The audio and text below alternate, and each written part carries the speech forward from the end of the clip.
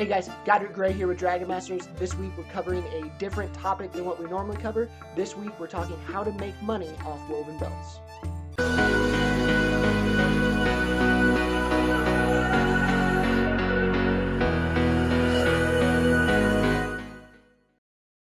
Now I get asked this question all the time. People message me on Facebook multiple times a month. How do you make money on these? How much should I charge on these?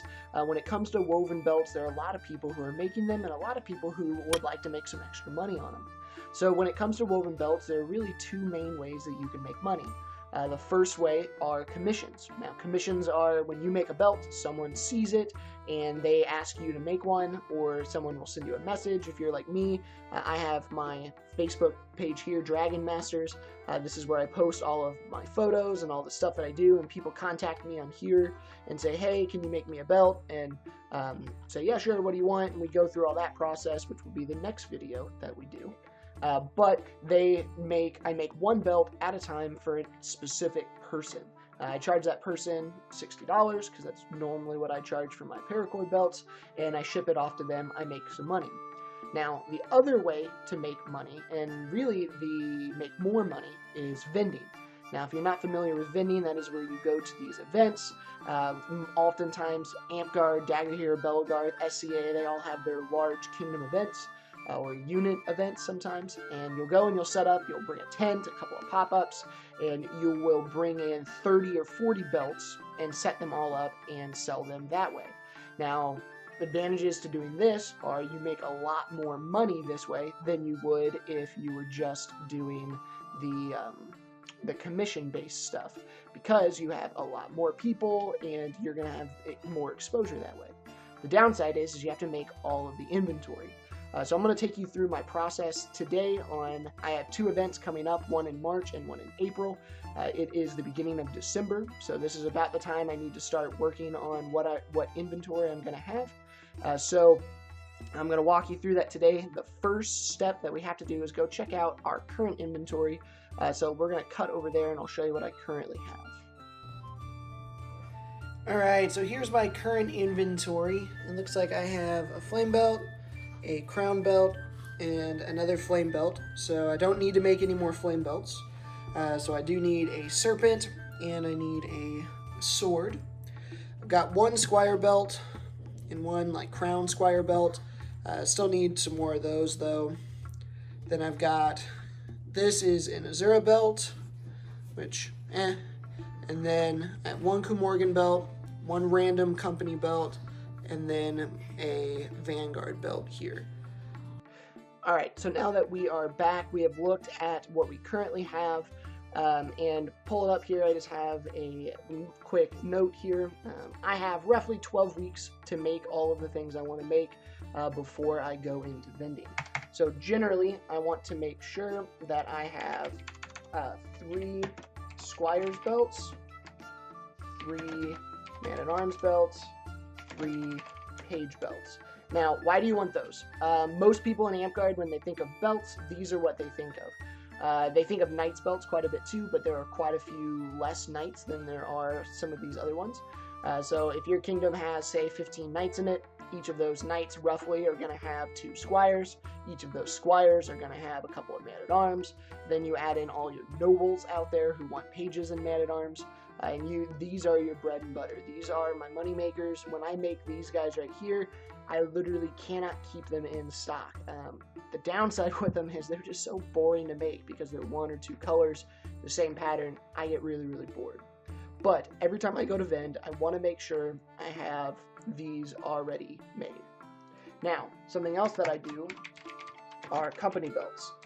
I go in and I do my research on what the largest companies are before I go into an event, and I try and get 2 belts for the top 3 largest companies that I'm going to be going towards. So in March event, I'm going to be at the Kingdom of the Rising Winds. I know that's my home kingdom. I know that pretty well. One of the larger ones is Ferrum Crux. I'm not going to make any for that. That's my company. If my guys want one, they'll just come to me. There's no need to vend for that. Some of the other larger ones are the Saracens. We have, who else do we have? Daggers aren't that big anymore. We have Kumorgan. And then we have Errant Dawn. Then we have, who else is big? Those are probably the top 3 because Vanguard, maybe, they're not as big anymore. So those are kind of the really big companies in my area. So my goal is to go in and have at least 1, but preferably 2 of each of these colors in my inventory before I get to the event. Now the event in April is a DAG event, and so their top ones are the Dragoons, which are white and black, and then they have the Hounds, which I'm pretty sure are white and blue, and then we have another one, I forget their name, but it's red and yellow. I forget, sorry if you're a part of that unit, I forget what it's called there, but I know their colors are red and yellow. So again, if we can get 2 of these, right, and then here, if I want to, I try and have 4 Knight's Belts at each one of each of the paths for Amtgard, just to make sure I have them for when people want them. So my next step here, if this is what I want for inventory, I have 12 leaks left. I go through and I will list these out on here and make myself a schedule. I'm going to break these guys up because I really don't like making them. So we'll do...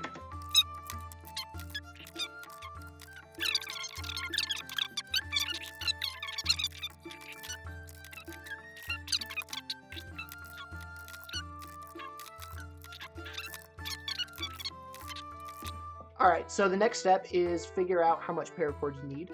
I need 8 rolls of 1,000 foot of paracord. I get mine online in 1,000-foot rolls. It's considerably cheaper. I highly recommend that you do that. I have a video as well that I'll link that shows where I get my paracord.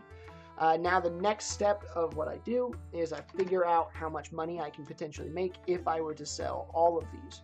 Right, so we're looking at 3, 6, 9, 13, 15, 17, 19, 21, 23, 25, 27 belts. So if we have 27 belts, plus my current inventory, we'll call it 35 belts. Never, ever, realistically, are you going to sell all of your inventory. But we might, right? So we figure that out.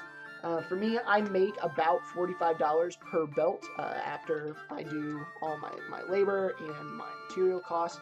So if we have 35 belts and we are going to multiply that by $45, bring up the calculator here because I cannot do that math in my head. So we do 35 belts multiplied by $45. We have the potential to make $1,575. $1,575. Now, realistically, we have to deduct our paracord cost out, which will be about $400. So then we subtract our $400 here. Then we come up with 1,175. Then we subtract our event costs and other materials, your gas to get there, if you have to buy your tent, yada yada yada. Realistically, off of these 2 events, we can make about $1,000. I can make about $1,000 between 2 events if everything sells out well. Now, that sounds pretty good, right? You're like, oh man, $1,000 on woven belts, $1,000 to play Amtgard. The hard part about it is all of this up here. You're going to spend weeks making all of these belts. So the potential to earn the money is there, especially if you don't have anyone else selling belts in your area. You can make money on it, but it's going to take a lot of time and prep work, and then you have to sit your event. Is it worth it? That's up to you. Something you'll have to make. You'll have to make that decision on. I vend a few events a year. I enjoy it. I have friends that come in and vend with me as well, make some extra money, pay for my hobby.